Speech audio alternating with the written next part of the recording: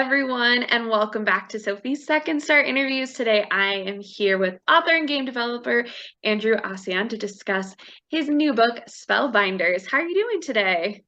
I'm doing great. How are you, Sophie? I'm doing good. Thank you for asking, and thank you for joining me today. My pleasure. It's awesome to be here.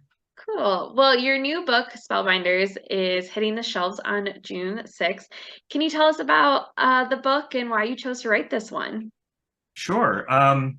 Well, a lot of people don't know this, or at least now they don't. But I used to write YA books. I've written several YA books back in the early 2000s, and I'm definitely like a middle grade guy. Middle grade is kind of where my heart is. Those are the books that I grew up on and love the most. Are a lot of the middle grade books I read, and then the ones I still read. And I had a great opportunity to write a middle grade book in 2010 called Alienated by Simon and Schuster. And it was such a blast that ever since I wrote that book, I've been wanting to get back into the middle grade space. And I wanted to do something that was a genre piece, whether it was like science fiction or horror or fantasy, because that's where I live for, in my head a lot of the time, especially for my game developer job. But I also want to do something really silly and fun and kind of heartwarming, because that's also like who I am, is I'm silly and I'm fun, and I hope to think that I've got a big heart. So that's why I wrote it, and yeah, and it's definitely like very autobiographical in sort of the way the main character sees the world, and the way I tend to see it as somebody who's grown up loving games and loving escapist fantasy. I love it. So the hero of Spellbinders is Ben. So who is Ben, and what about his story, his hero's journey made you want to get it out on page? Yeah. Well, Ben is somebody who sees the world in a big kind of epic way. He has a regular life of a middle schooler, where he's got school, he's got a family, he's got his hobbies, but he sees the world through this lens of gaming. And when I mean gaming, I don't mean necessarily just like video games. I mean tabletop board games, role-playing games, pen and paper games, and sort of taking the idea of a story and applying it to a game with rules and with systems and a story. And he's so into this that he kind of looks at his whole world that way. And he ends up going through a lot of difficult changes, as we all often do, especially when we're young, where he has to move away from the city he loves. His parents get separated. They start over in a suburb outside of where he was raised. And most kind of heart-wrenching of all for Ben is that he loses his gaming group, which are his best friends. They call themselves the Five of Legend.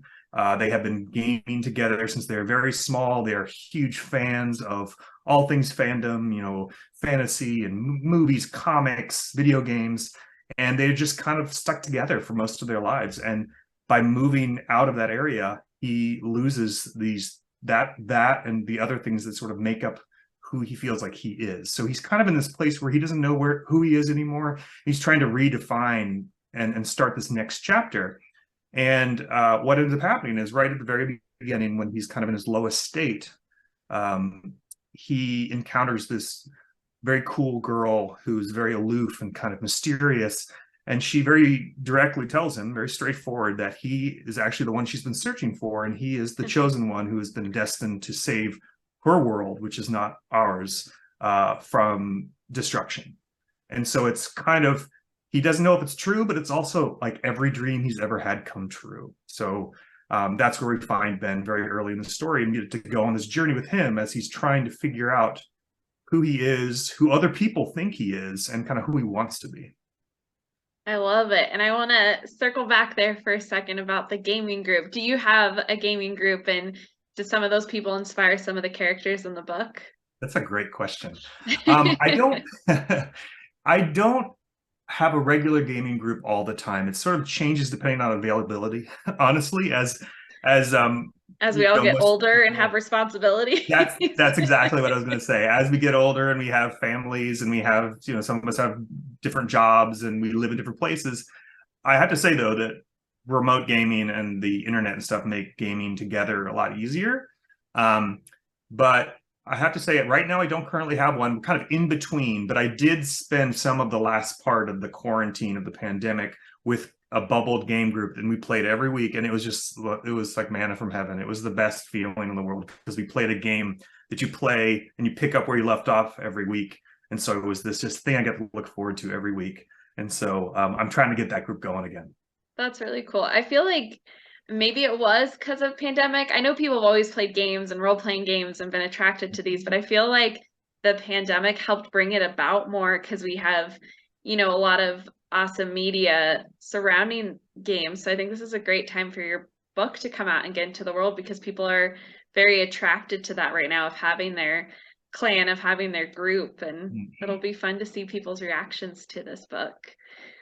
Yeah, I've been thinking a lot about that actually, because I think there are two parts to the book that I think are the most interesting to me as a writer. One of them is the escapist aspect of it. Is that sometimes the world feels very dark, and sometimes the world feels like feels like we're all facing difficult challenges. And I know that that's true of adults, but especially for young people as well.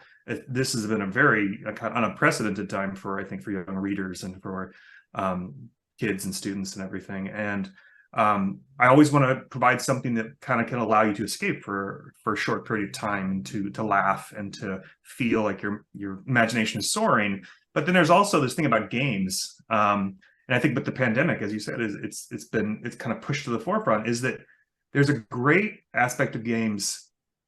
There's the ability to impose order onto chaos, right? That's what Right. a lot of games are about, is that you have a couple key mechanics or key rules that sort of keep it all together. And I think for playing games, especially when you feel like the world is out of your control, there's something really refreshing and really comforting about being able to kind of, for a short period of time, an hour with your friends, is to feel like you can control the things in your life, or the things in that period of time. So I think for a lot of kids and a lot of adults, everybody, gaming during the pandemic became huge. Like, I have two children, and they both played different types of games, but they did them with their friends, and it was a chance for them to kind of step outside of what was happening around them in real life. Yeah, and getting to, even have that make-believe element too, because my friends and I, we found these Zoom murder mysteries that you could do where everyone Ooh, got that sent sounds this. awesome. Yeah, everyone got sent the script. So, I mean, there was it was more solving the mystery through the script than necessarily, finding clues around the house or something. But that almost like was fun for us because we got to pretend play to be these people and be like, what pandemic? No, we're in, the 1920s and Yeah, right. solving a murder. That sounds amazing. I didn't think of people doing that during the pandemic, and that's brilliant. Like, I kind of want to try it myself now. Yeah, I'll have to try and find that link again and I can send it your way. But yeah, they had a whole library that you could choose from, and they would, you can either like send the script to everyone, or you can get in and pass it out. It was really cool, and they had all the character sheets and stuff. It was a lot of fun. Ooh, that's Um, right up my alley. I love it. yeah, but I just love that about games, is that you can be someone else, be somewhere else. And it kind of also helps you to figure out reality sometimes too, as like, okay, Yeah. how can I solve this? So that's really cool. Well, with you as a game developer and with this book centering around a game world, how has writing shaped your game creation, and what from developing games helped you shape this book? Um, Yeah, I've always played games, and that's a question that I really need as we prepare for the launch of the book. I need to think a lot about, because for We'll a call long this time I your really wanted. your draft, your rough draft of Yeah, yeah, interview questions. that's exactly right. I'm working my way through figuring all this out. Yeah. But I've always wanted to write a book about games, and my sort of obsession with them. And I always thought too that, like, taking elements of what makes games unique and kind of incorporating them into the book. And you saw this probably when you read it. There are like design elements, there are things from like gaming manuals that are sort of Yeah. incorporated into the book, just to make it feel a little bit like Ben's book of game rules and game ideas and stuff. Right. But I think that the thing that excited me about working on games through fiction was that it kind of took these two aspects of my life and smashed them together in a really exciting way. And it gave the character a really specific way of seeing the world, which I think comes through in the voice of the book. And I have been in games now for almost 20 years, but I played them my whole life. But I never considered myself a game designer until I worked in the field for a while, because there's a mechanical way of approaching things. There's a probability math. There's a technological aspect to it that I wasn't good at, but I've gotten better at. And so that was something I look at games differently now after having worked in the business for a while, and not just from a story perspective. So I think there are definitely elements that I was able to use a more practical, more logical side of my brain to develop. And one of the things we talked about, my editor and I, when we were working on the book, was we want to make sure this book can't be played like a game, because readers are going to want to try and play the game that's in the book, and we don't want that, because we want them to read the book and not be like distracted by like an actual game and trying to make it work and stuff. So I had to purposely make it a little bit different and over the top, and not quite as logical as maybe I would have if I hadn't thought about that first, because it's not meant to be played, it's meant to be read, but you want to get the sense that the person who is kind of writing it or telling the story is someone who thinks in that way. Do you think you'll eventually come out with a Spellbinders game? Well, so I've already made one, but it's like a small scale one. It's kind of like a 5-minute RPG. There are micro RPGs, which are usually like a page or two that you can play in 15 to 20 minutes with a small group of friends. And so I took that idea, and I'm going to make it available on my website, and I'm going to bring it to events and stuff. And in the book, there is this group of mercenaries, but they're also entertainers. They're kind of a traveling circus troupe, but they're also incredible fighters, and they're whole families that like live together in this caravan that travels around.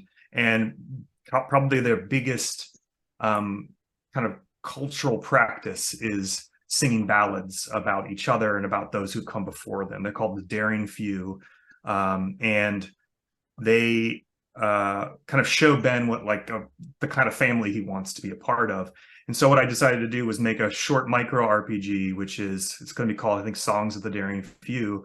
And it's all about telling great stories and telling them in front of your friends, and then sort of encouraging that storytelling skill, and that feeling of like hearing a great story by rewarding each other as you go. And then you get to like, at the end, the story that sort of stuck with everyone the most gets to be like inducted into like a little ballad hall of fame type thing. But it's just about role playing and getting into character and doing stuff that feels a little bit theatrical and fun. So I am making one. Down the line, I would love to do something a little bit more ambitious, a little bit more sophisticated, maybe a role playing game or something with video games. Who knows? I love it. That's really cool. Well, hopefully it does happen, because I know, and maybe you can't fully talk about it yet, but I believe there is a second one coming. Is that true? It is, yeah. I was editing it just a few minutes ago. Nice. I'm really excited about that one too, because it sort of takes the idea of games and continues to expand on what it means to be a designer of games, to be a fan of all these different worlds people build, and it takes us to some new places, which is exciting. Very cool. I love it.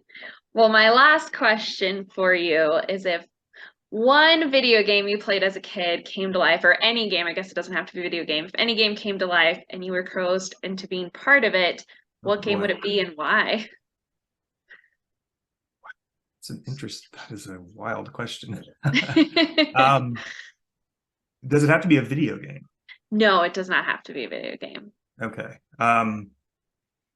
I realize I put video game, but it can be any right? game. That's the one that I was going to say video games, and then like I feel like the easy answer to this question would be Dungeons and Dragons, but right. I played Dungeons and Dragons probably as much as I played any game. So as to say that it's not like the game that I played regularly all the time as a kid. Like I tried everything. And I like a lot of different games. I think the one that comes to mind right now, and it's the one I call my favorite board game currently, is one called Betrayal Legacy. Oh, I thought you were gonna say a different one, but I'm not. What did you think I was gonna say? Betrayal at Hill. Wait, Betrayal at Hill House. I think is what it's. Betrayal at the House on the Hill is like the base version of the game. So that's that game, but it adds this legacy element, which is Ooh, the okay. way it's you start the game with the same group of friends and then you play it with that same group continuously and you work your way through like a linear story, but the decisions you make with your friends changes how the game works. It changes the rules. And in that game, it's a haunted house. And you actually, in Right. Betrayal Legacy, you start as the people who come to the new world and create what is then just a shack, like in the 17th century, I think. And then every Ooh. game you play it in a generation of this family that grows up and builds on this house. So by the time you're in the last Oh. few sessions of the game, it's like the current day, 2000s, and you're the great great great grandkids, and the house is haunted with your relatives and with all the stuff that you have experienced in it, and it's just a fabulously fun time. That So is so cool. I didn't realize there was a legacy. I'll have to check that one out. That sounds you fun. should grab some good friends and go have like a scary time, maybe this coming Halloween. Yeah. Well, if you like a little bit spooky games, have you heard of 10 Candles? I haven't. Ooh, definitely look up 10 Candles. Okay. It's a fun I would say spooky kind of role-playing game.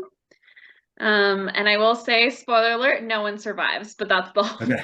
point. Is that kind of the point? Okay. Yes, that's the point of the game. But it's fun because you're having to create this like creepy mystery and gets a little spooky with monsters and stuff. So Oh, that's so fun. I will definitely check it out. cool. Well, thank you for talking with me today, Andrew. I really appreciate it. And I'm excited for people to get Spellbinders in their hands and to read it. And I will have a link for it down below so people can purchase it. Oh, great. Well, it's great meeting you, Sophie. Thank you Yeah, so much. you This has been a lot of too. fun.